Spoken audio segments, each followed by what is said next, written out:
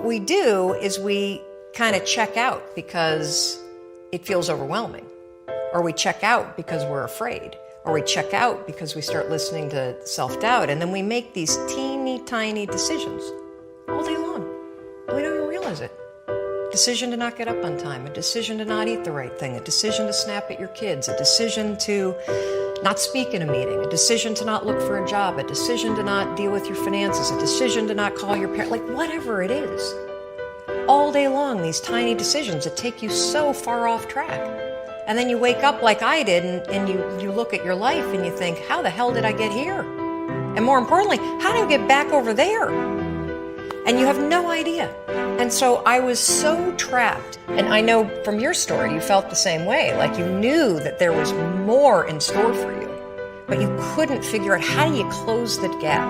How do you find the power that's in you? How do you discover your greatness? How do you solve these problems? It feels so overwhelming.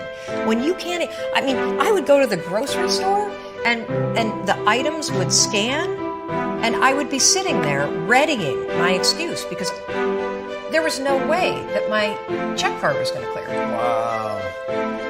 So I got in this struggle with myself that a lot of us find ourselves in, and that is you get trapped in what I call the knowledge action gap. You know what to do, but you can't seem to make yourself do it. Have you ever had one of those nights? Probably before you started your company, but where you go in bed and you're like, all right, Tom, that's it. Tomorrow, it's the new me. Tomorrow, I am going to get up on time. I am going to go to the gym. I am going to look for a job. I'm not going to drink so much. It's going to be amazing.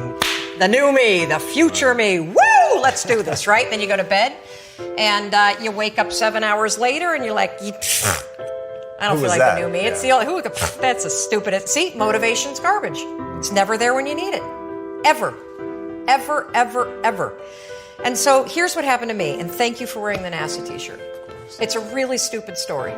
It's a powerful story. So one night, Chris had gone to bed. I'd been struggling. We still had all the same problems. We still had a lien on the house, still facing bankruptcy, still fighting like crazy. I was still unemployed. They still hadn't figured out like the solution yet for the business. And I was about to turn off the TV, and there on the TV, there was this rocket launching, and I thought, oh my gosh, that is it. I am going to launch myself out of bed like a rocket ship, like NASA right here had launched me out of that bed. And I'm going to move so fast that I don't think.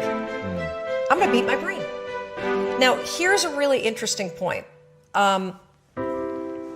I talk a lot about your instincts and inner wisdom. And we can get into this a little bit later, but a lot of us talk about the fact that you have a gut feeling. But what all this research that I've done for the book and all the speaking that I do, what I've discovered that's fascinating is actually when you set goals, when you have an intention on something that you want to change about your life, your brain helps you. What it does is it opens up a checklist. And then your brain goes to work trying to remind you of that intention that you set. And it's really important to develop the skill. And I say that word purposefully, the skill of knowing how to hear that inner wisdom and that intention kicking in and leaning into it quickly. So for me, my brain saying, that's it, right there. Move as fast as a rocket, Mel. I wanted to change my life. And I think most people that are miserable or that are really like dying to be great and dying to have more, we want to change. We want to live a better life. We want to create more for our families. We want to be happier. The desire is there. Again, it's about how do you go from knowledge to action. So the first thing in this story that's important is realizing that the answer was in me. And my mind was telling me, pay attention. The next morning, the alarm goes off, and I pretended NASA was there. It's the stupidest story. I literally went 5, 4, 3, 2, 1. I counted out loud, and then I stood up. And I'll never forget standing there in my bedroom. It was dark. It was cold. It was winter in Boston. And for the first time in 3 months, I had beaten my habit of hitting the snooze.